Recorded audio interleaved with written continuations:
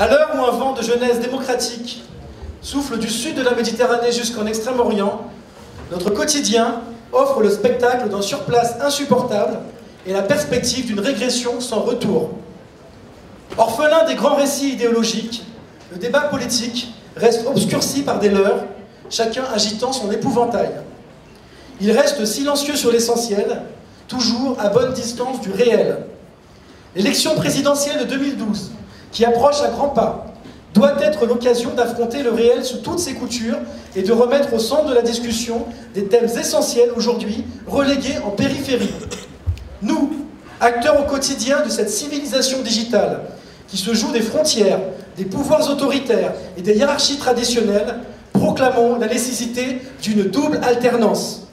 Politique, bien sûr, mais aussi culturelle et générationnelle. Nous refusons de voir le pouvoir changer de camp sans rien changer, ou presque, de nos vies. Il est temps de prendre la mesure de l'exaspération populaire et de lui offrir une alternative au vote protestataire, qui soulage mais ne construit rien. Les leaders de la gauche ont choisi pour désigner leur candidat un procédé démocratique innovant, les élections primaires. Nous les en remercions.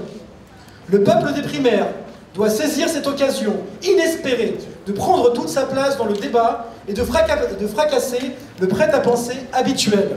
Ils n'auront pas nos voix sans nos idées. La période qui s'ouvre doit être à la fois un temps suspendu pour ranger les vieilles rengaines, sortir du bunker partisan et se tourner vers les autres, et un temps actif pour ausculter les corps et les âmes, consigner les souffrances, les doléances et les aspirations. Prenons le temps de nous écouter. Telle est la condition pour parvenir à un projet de société ambitieux, ancré dans les profondeurs de la société justement, capable d'offrir des choix fédérateurs, une vision ample, un regard d'espérance réconciliant enfin le réel et l'idéal. Nous proposons un nouveau pacte entre les générations qui participe de cette ambition collective. Nous sommes partis d'un constat, une guerre sans nom, sans chef, ni armée identifiée, mais d'une violence sociale extraordinaire, fait un nombre de victimes chaque jour grandissant, la guerre des générations. Cette guerre, parfaitement dissymétrique, saigne pour l'essentiel les générations nouvelles. Les arbitrages faits depuis 30 ans par les élites politiques et économiques ont abouti à prendre la jeunesse comme variable d'ajustement des politiques publiques.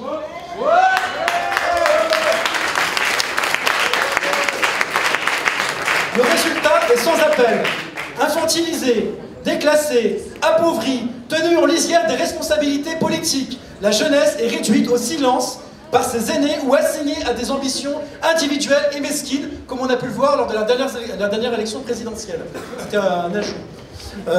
La génération que nous avons toujours connue au pouvoir a vécu une croissance forte, continue, la paix et une forme de sexualité libérée. C'est important. Les suivantes sont soumises à un bizutage social permanent entre le chômage chronique et généralisé, les pandémies sexuelles, la destitution de l'idée de progrès par les formidables menaces qui pèsent sur l'avenir de notre planète et la pérennité de nos modes de vie. Nous n'oublions pas les profondes inégalités socio-économiques qui peuvent exister au sein d'une même classe d'âge, parce qu'il n'y a pas égalité au sein des générations.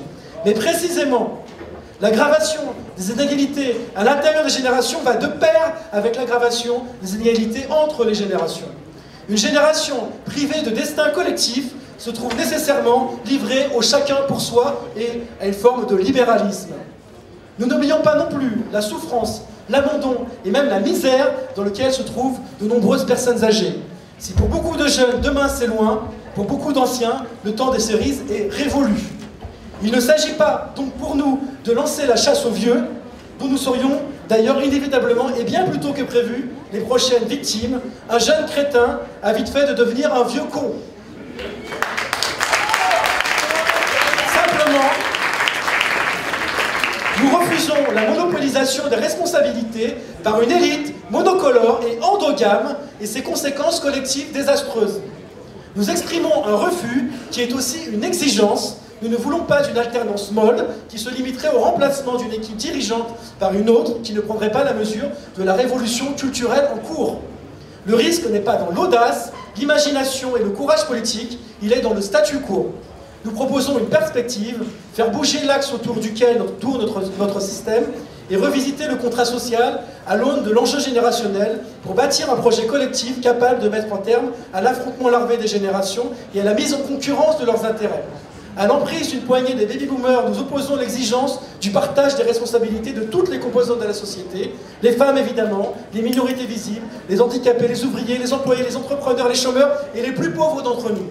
À l'instrumentalisation des peurs, la participation de tous à l'écriture du récit national, au faux semblant de la performance immédiate, l'efficience sur la durée, à la culture des privilèges et des sauf-conduits, l'exemplarité, le respect de la loi et des principes éthiques, à l'exploitation désinvolte de la nature et à la raréfaction mondiale des ressources disponibles, nous opposons la nouvelle frontière écologique et la conversion résolue de notre modèle économique.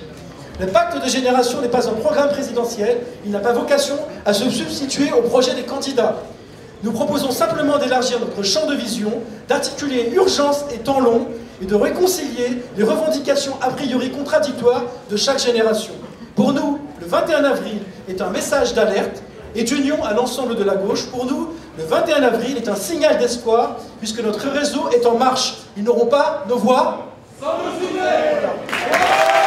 Bruno Laforesterie, s'il vous plaît. Merci encore Bruno.